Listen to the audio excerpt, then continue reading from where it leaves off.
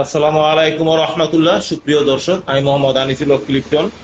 আপনারা জানেন আমি মাঝে মাঝে লাইভে আসি, সমসাময়িক ব্যাপার নিয়ে কিছুটা আলাপ আলোচনা করি।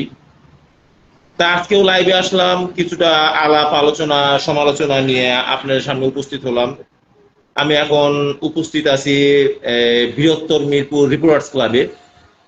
তা একটা আলাপ না করেই পারছি না যে পুলিশ কতটা মানে নিকৃষ্ট। একবার ভেবে দেখেন যে এরা সুযোগ পাইলেই, যেখানে সুযোগ পায় ওইখানে তারা কিভাবে তাদের রাগ ছাড়ে, অথচ এর কোনো প্রতিক্রিয়া নাই।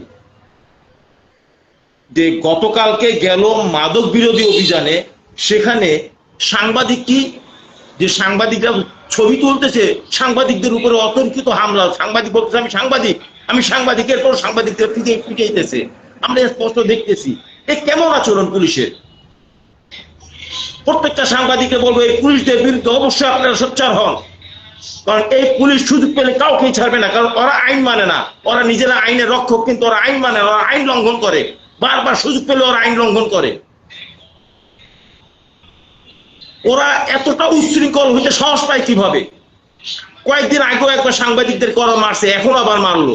সুযোগ পেলে ওরা সাংবাদিকের উপরে আক্রমণ চালায় কেন?